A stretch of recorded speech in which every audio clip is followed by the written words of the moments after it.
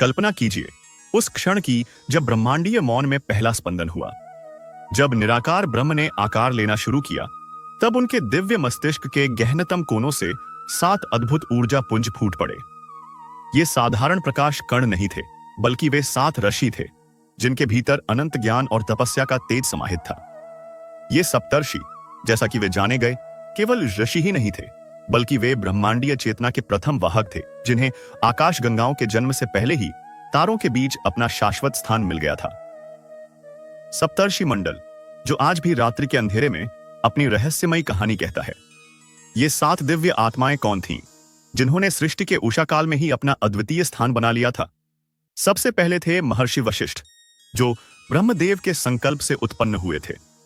उनका ज्ञान इतना गहरा था कि वे भूत, वर्तमान और भविष्य को स्पष्ट रूप से देख सकते थे।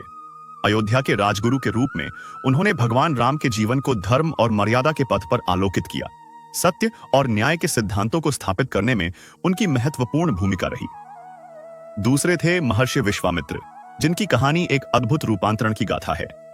एक शक्तिशाली क्षत्रिय राजा से ब्रह्मर्षि बनने तक की उनकी यात्रा दृढ़ संकल्प और कठोर तपस्या का प्रमाण है। उन्होंने अपने तपस्या के बल पर प्रकृति के नियमों को भी चुनौती दी और रामायण में भगवान राम के संरक्षक और मार्गदर्शक बने।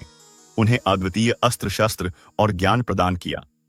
तीसरे थे ऋषि कश्यप, जिन्हें सृष्टि के पितामह के रूप में भी जाना जाता है। ब्रह्मा के मानस पुत्र, मरीचि के तेजस्वी पुत्र। ऋषि कश्यप से ही इस संसार के विभिन्न जीव जंतुओं और देव दानवों की उत्पत्ति मानी जाती है।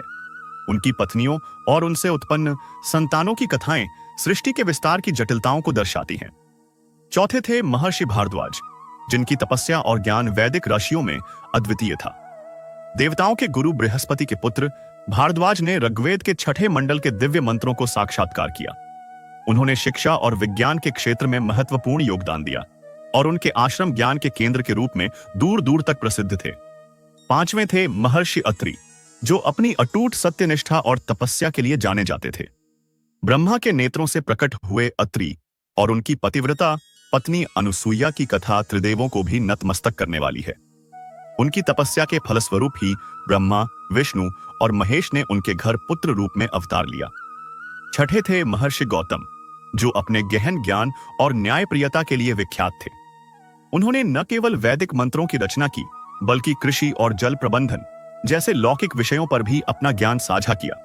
उनकी पत्नी अहिल्या की कथा, जो श्राप के कारण पत्थर बन गई थी, भगवान राम की करुणा और उद्धार शक्ति को दर्शाती है। सातवें थे महर्षि जमदग्नि, जो अपनी प्रचंड ऊर्जा और तेजस्वी स्वभाव के लिए जाने जाते थे। वे भगवान परशुराम के पिता थे और उनमें अद्भुत तपस्या शक्ति थी। उनकी पत्नी रेणुका की पवित्रता और उनके त्याग की कथाएं भारतीय संस्कृति में महत्वपूर्ण स्थान रखती हैं। इस प्रकार ये 7 महान ऋषि वशिष्ठ, विश्वामित्र, कश्यप, भारद्वाज, अत्रि, गौतम और जमदग्नि, जिन्होंने ब्रह्मदेव की दिव्य इच्छा से जन्म लिया था, उन्होंने अपने ज्ञान, तपस्या और त्याग से न केवल वैदिक ज्ञान की धारा को प्रवाहित किया, बल्कि मानव सभ्यता के विकास में भी अमूल्य योगदान दिया।